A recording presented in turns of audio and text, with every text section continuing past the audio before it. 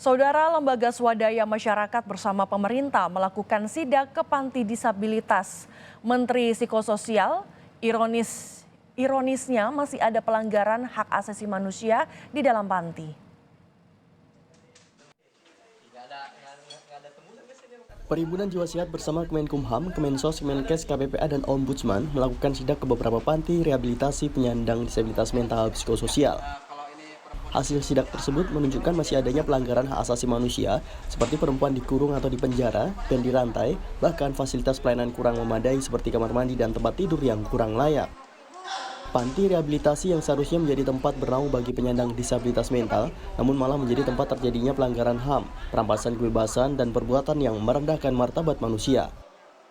Hak penyandang disabilitas diatur oleh Undang-Undang Nomor 8 Tahun 2016 Pasal 5. Penyandang disabilitas mempunyai hak, yaitu hak hidup, hak bebas dari stigma, hak privasi, hak keadilan dan perlindungan hukum, pendidikan, pekerjaan, kesehatan, serta politik. Perempuan penyandang disabilitas memiliki hak mendapatkan pelindungan lebih dari perlakuan diskriminasi berlapis dan untuk mendapatkan pelindungan lebih dari tindak kekerasan termasuk kekerasan dan eksploitasi seksual. Anak penyandang disabilitas memiliki hak mendapatkan pelindungan khusus dari diskriminasi, penelantaran, pelecehan, eksploitasi, serta kekerasan dan kejahatan seksual dan mendapatkan perawatan dan pengasuhan keluarga atau keluarga pengganti untuk tumbuh kembang secara optimal. Undang-Undang Nomor 8 Tahun 2016 Pasal 9 mengatur hak keadilan dan perlindungan hukum meliputi atas perlakuan yang sama di hadapan hukum, diakui sebagai subjek hukum, serta dilindungi hak kekayaan intelektual. Namun kenyataannya, penyandang disabilitas mental psikososial pun tidak dapat melakukan interaksi sosial walaupun kondisinya sudah lebih baik dibandingkan sebelumnya. Ini membuat mereka tersingkirkan dari dunia luar dan memicu kambuhnya penderita disabilitas mental psikososial. Panti sosial disabilitas mental itu kan selama berada di panti nggak boleh keluar ya. Jadi sama halnya seperti orang yang berada di selama ada di panti itu ya nggak boleh keluar. Nah, karena jarangnya orang yang membicarakan masalah panti-panti sosial, jadi mencari informasi tentang ini dan bagaimana kondisi sesungguhnya di dalamnya ini juga bermasalah, dan bahkan walaupun dipertunjukkan bagaimana kondisinya, masih banyak yang berpendapat bahwa kondisi tersebut adalah kondisi yang layak. Ditjen HAM Kemenkumham RI mengapresiasi Yayasan Panti Disabilitas Mental Psikososial yang menampung penyandang disabilitas mental psikososial dengan kondisi seadanya karena alasan kepedulian terhadap manusia serta membantu negara, walaupun panti tersebut masih jauh dari kata layak. Jauh lah ya, tidak layak gitu ya. Tapi yang saya sangat apresiasi adalah dari yayasan ini menampung orang-orang yang di jalan, yang diantar keluarga, yang diantar kepolisian untuk berteduh di sini ya, dan mereka merehabnya sesuai dengan kemampuan mereka.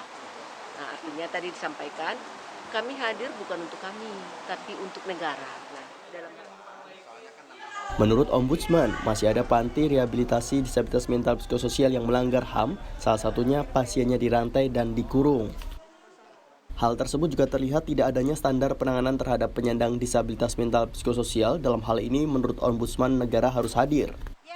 Kalau bisa dibilang kan yang ini swasta ya, memang kondisi di swasta itu beragam. Seperti yang di sini kita lihat, kalau tadi di Bangsalang itu tadi Masnya juga sempat rekam ya, kondisinya memang kalau teman-teman di sini bilang ada pelanggaran HAM dan sebagainya, ya itu memang masih terlihat ya. Tapi kami juga coba memahami bahwa mungkin kalau tadi kondisinya adalah anggaran, ya maka ternyata mereka sanggupnya seperti ini gitu. Jadi memang perlu ada.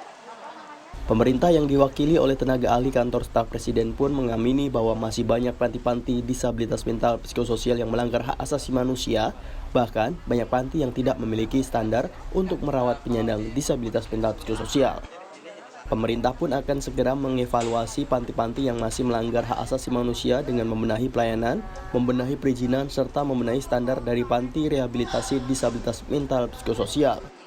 Ya, kita sudah sepakat kemarin, kita akan evaluasi mulai dari perizinannya, kita akan evaluasi programnya, kita akan evaluasi standar kompetensinya, kita akan evaluasi standar pelayanannya, kita akan evaluasi standar rehabilitasinya, supaya entitas-entitas yang saat ini bekerja atau bertanggung jawab untuk memberikan layanan.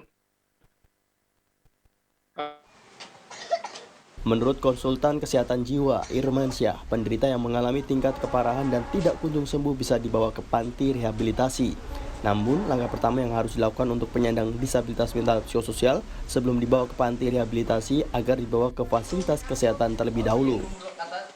Jadi ini saya rasa penting ya untuk diketahui bahwa pengobatan di panti atau pengobatan rehabilitasi dan sebagainya itu memang salah satu opsi dalam proses penyembuhan atau proses pulih ya. Tetapi dalam kondisi-kondisi yang katakanlah tadi parah atau dalam kondisi-kondisi medis, dia diperlukan tindakan-tindakan medis, terapi medis yang bisa membantu penderita itu untuk segera pulih. Hingga saat ini, stigma negatif dan tindakan diskriminatif masih dirasakan penderita disabilitas mental psikososial. Diharapkan pemerintah dapat menjamin kesamaan kesempatan hak sehingga tidak ada lagi pelanggaran hak asasi manusia yang menimpa penderita disabilitas mental psikososial. Tim Liputan Kompas TV.